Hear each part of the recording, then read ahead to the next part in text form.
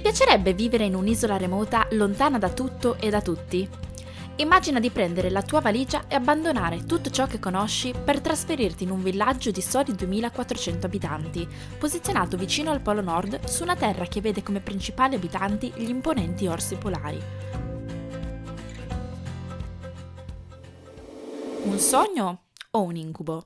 Ciao a tutti e benvenuti in questo nuovo video. Io sono Giulia e vivo alle isole Svalbard da 1 anno e mezzo. Qui ci troviamo a soli 1300 km dal Polo Nord, in un luogo che a causa della sua posizione così estrema è ricco di particolarità davvero uniche al mondo.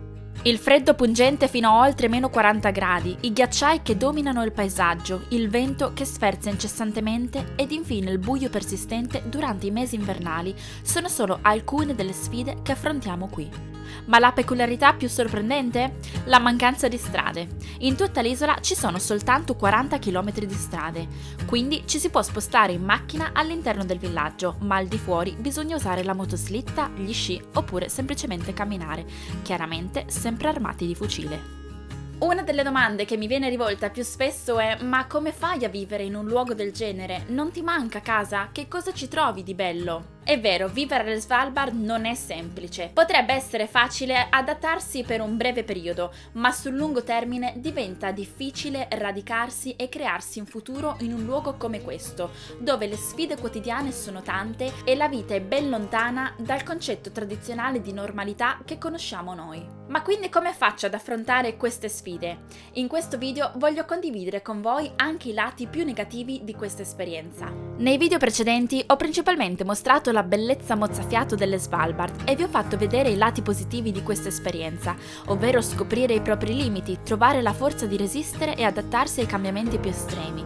Ma ora è tempo di mostrarvi anche la realtà di cosa significa vivere in un'isola remota ai confini del mondo. Per me non esiste una parte brutta quando parliamo di paesaggi, ma voglio mostrarvi anche il lato più duro di questa esperienza proprio a livello umano. Considerando la posizione così remota di queste isole, potrete immaginare che non sono così facilmente accessibili. Gli aerei o le navi sono l'unico modo per arrivarci. L'aereo può essere preso solo da Oslo oppure da Tromsø, mentre la nave impiega diversi giorni di navigazione per arrivare fino a qui. In passato ho abitato in diverse parti d'Europa lontano da casa, ma era comunque relativamente semplice prendere un aereo o un treno per tornare a casa. Mentre qui non è così. La maggior parte delle volte ci impiego almeno 30 ore solo andata per tornare a casa.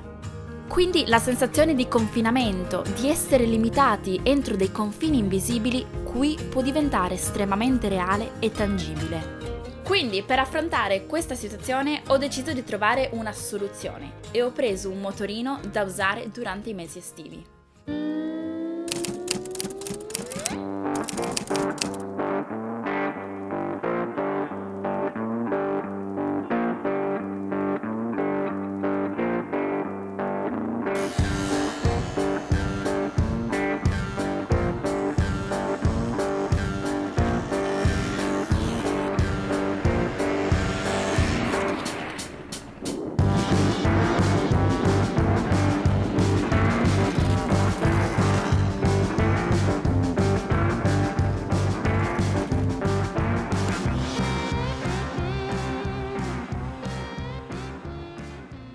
Ho quindi deciso di portare un po' dello spirito italiano fino a qui e ho compiuto un acquisto decisamente fuori dal comune. Ho preso un motorino 50cc. Può sembrare una scelta stravagante, considerando le condizioni ambientali estreme e il terreno piuttosto accidentato, ma sono pronta ad affrontare la sfida. I motorini presenti sull'isola si possono contare sul palmo di una mano, rendendo il mio mezzo di trasporto una vera rarità. Sono nata e cresciuta a Trieste, una città dove il motorino regna sovrano sulle strade.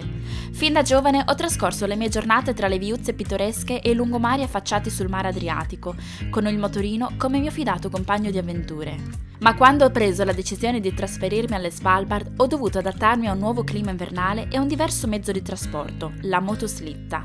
Durante i lunghi mesi di gelo, la motoslitta è stata il mio fedele alleato, portandomi da casa a lavoro e ovunque avessi bisogno di andare, anche per fare la spesa.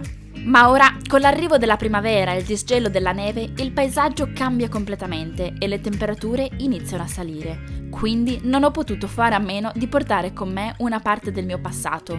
Il motorino è più di un semplice mezzo di trasporto per me, è un simbolo di libertà, di avventura e di ricordi legati alla mia terra d'origine. Quindi, mentre il sole inizia a riscaldare le strade delle Svalbard e la neve si scioglie lentamente, mi preparo a cavalcare il mio motorino attraverso questi paesaggi mozzafiato, portando con me un pezzo di Trieste e dei bei ricordi di casa. Vivere qui è un'esperienza unica. Le Svalbard sono un paradiso selvaggio, ma sono anche un luogo che può farci sentire confinati. L'isolamento geografico rende difficile l'accesso al resto del mondo e talvolta ci si sente circondati da un confine invisibile. Anche solo semplicemente sentire l'aria tra i capelli e avere la libertà di uscire dai confini del villaggio da soli, in autonomia, è una sensazione indescrivibile. Questo cartello delimita i limiti del villaggio qui alle Svalbard e non è possibile uscirne senza essere armati o in compagnia di qualcuno che possieda un fucile, per proteggersi dagli orsi polari. Quindi il cerchio della libertà si restringe ancora di più. Ma ora, grazie al mio motorino, posso percorrere le strade fino alla miniera 7, l'unica miniera ancora attiva, e fino all'altro lato, ovvero l'aeroporto. È come se avessi sbloccato un nuovo livello di libertà, una nuova dimensione di indipendenza che mi consente di esplorare questo territorio selvaggio. È come se il vento gelido dell'Artico spazzasse via momentaneamente quel senso di restrizione. Il rumore del motore, il profumo dell'aria fredda, tutto mi fa sentire viva e libera. Certo, non posso fare viaggi lunghi, le strade sono limitate e il clima è spesso avverso, ma anche solo per esplorare i dintorni di Longyearbyen questo mezzo è perfetto. O quasi, dai. Mi consente comunque di sentirmi parte di un ambiente così unico. Quindi sì, sono una delle poche ad usare un motorino alle Svalbard, ma per me è molto più di un semplice mezzo di trasporto. Chiaramente ho dovuto accontentarmi di quello che c'era disponibile sul mercato qui sull'isola di seconda mano, essendocene così pochi la scelta è quasi nulla. È così strano che la gente quando lo vede parcheggiato per strada si prende un momento per riderci su. Ma non importa, per me è un simbolo di libertà, di casa lontano da casa e di come anche nei luoghi più remoti del mondo si possa trovare un legame con il passato e con se stessi. E a voi piacerebbe vivere in un luogo così remoto? Se vi va, scrivetemelo nei commenti qui sotto e vi ricordo di iscrivervi al canale se vi piacciono questo tipo di video e questo tipo di luoghi e noi ci vediamo nel prossimo video sulle isole Svalbard.